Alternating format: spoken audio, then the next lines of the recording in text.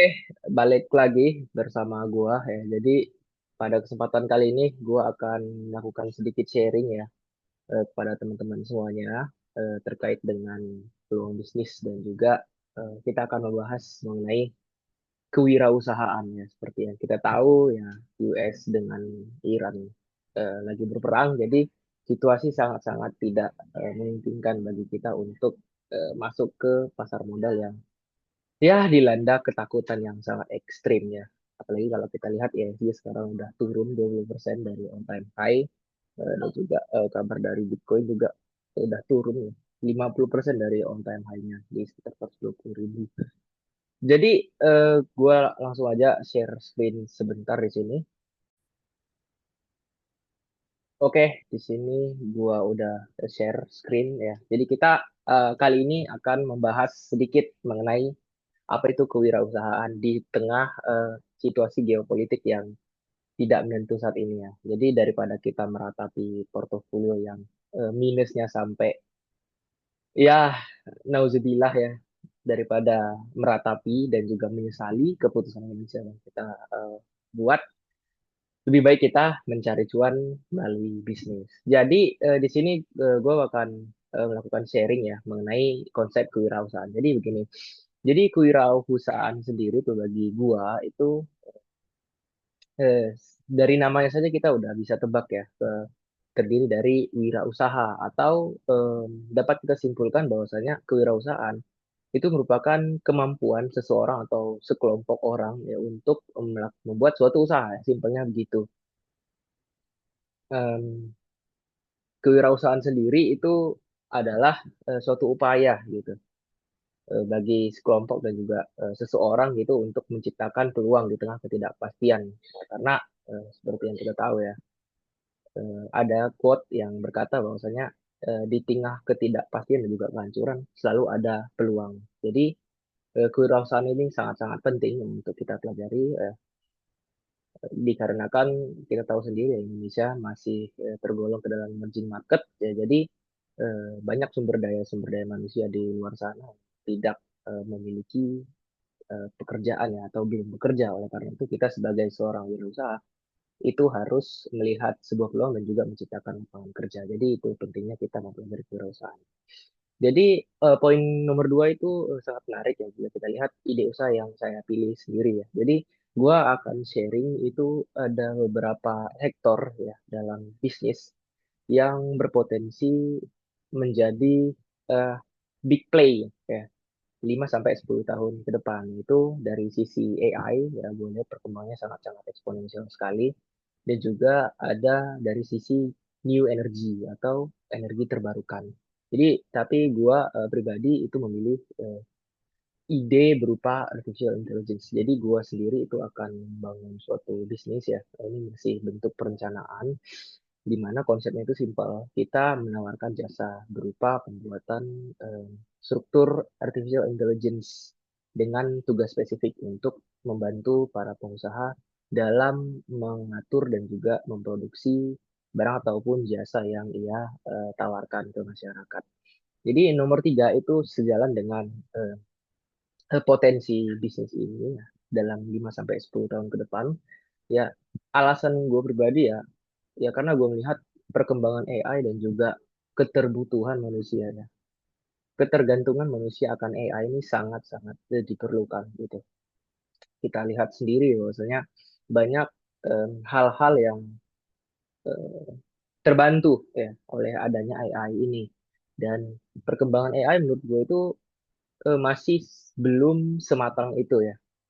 Jadi potensinya akan sangat besar sekali dalam 10 sampai 20 tahun ke depan. Ya, siapa yang dapat menguasai teknologi, dia yang akan menang. Itu adalah keyakinan gue ya. Jadi nomor 4 itu target pasar atau konsumen. Seperti yang gue bilang di awal, gue mention, itu target pasar gue itu adalah seorang pebisnis ya yang ingin mereplace ataupun menggantikan sumber daya yang tidak optimal ya dalam melakukan pekerjaannya. Contohnya ketika ada repetitive task yang mm, masih membutuhkan sumber daya manusia saat ini, ya dengan adanya jasa yang gue tawarkan, sebagai AI builder, gue akan membuat menawarkan solusi untuk dia agar gue akan buat sistemnya menggunakan AI. Jadi semua pekerjaan itu dapat diotomisasi, khususnya yang bersifat repetitif task atau tugas yang ya dilakukan sederhana, namun tetap perlu oleh manusianya sendiri gitu. Jadi simpelnya gini lah, gue kasih contoh ya. Misalnya ada pekerjaan begitu dengan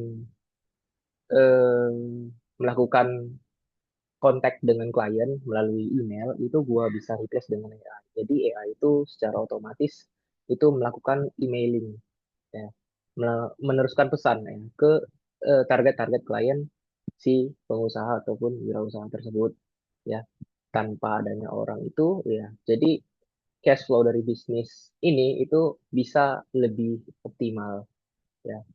Dimana kita tahu sendiri juga AI itu bekerja 24 jam tanpa dibayar. Jadi gua melihat peluang di situ. Nah, 5 keunggulan usaha dibandingkan usaha lain. Ya, keunggulannya sudah pasti ya, terletak dari segi perkembangan eksponensial dari artificial intelligence 5 sampai 10 tahun ke depan. Karena menurut gua AI itu masih tahap yang belum terlalu matang ya. Ya, eh, perkembangan AGI juga belum keluar sampai saat ini ya. Yang mana di tengah perkembangan yang em, masih belum matang itu gue melihat kesempatan ya.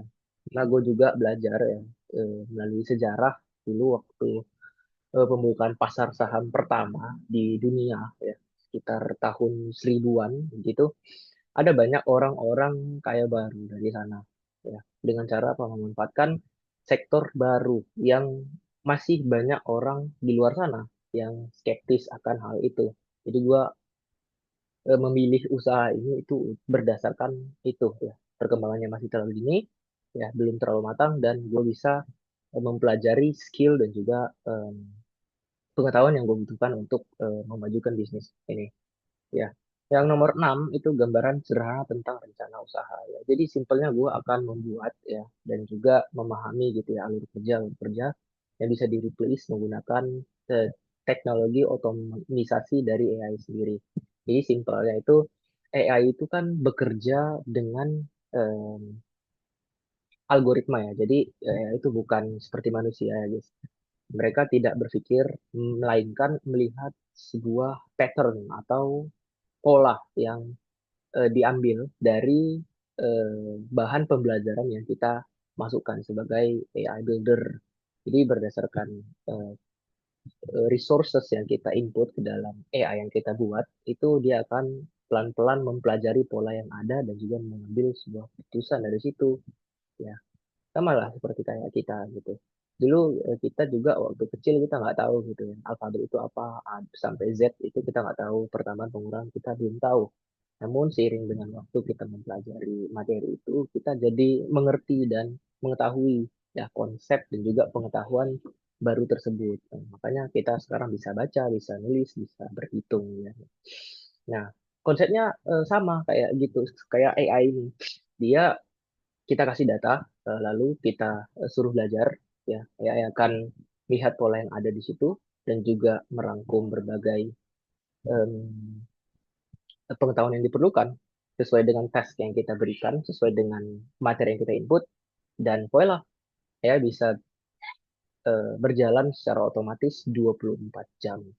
Jadi rencana gue itu bergerak di bidang sektor jasa ya, dengan menawarkan solusi bagi pebisnis ya untuk mengotomisasi pekerjaan-pekerjaan yang repetitif ya, sebenarnya pekerjaan sederhana gitu, tapi karena butuh manusia ya, di mana kan manusia sendiri tuh digaji, dan em, operational expense untuk menggaji seseorang itu sangat-sangat berat ya jika di compare dengan pendapatan perusahaan yang mungkin masih kecil. Nah, jadi target pasar dan juga gambaran sederhana tentang usaha gua itu seperti itu, bergerak di bidang jasa untuk menawarkan otomisasi kepada klien gitu. Ya, mungkin itu aja yang gua dapat sampaikan ya. Terakhir kalimat dari gua, pesan gua bagi seluruh investor yang ada mungkin sedang belajar di capital market, situasi lagi uncertain saat ini. US belum menunjukkan tanda-tanda adanya em, penyelesaian konflik yang ada di Timur Tengah ya, yang ada di negara Timur. Jadi sangat tidak bijak bagi kita untuk em, by the deep, karena kita nggak tahu itu kapan. Jadi daripada meratapi dan juga em, FOMO ya, langsung all in, lebih baik kita mencari cuan untuk em, tembak lagi di bawah, dengan cara membuat bisnis. Jadi see you guys, thank you for watching.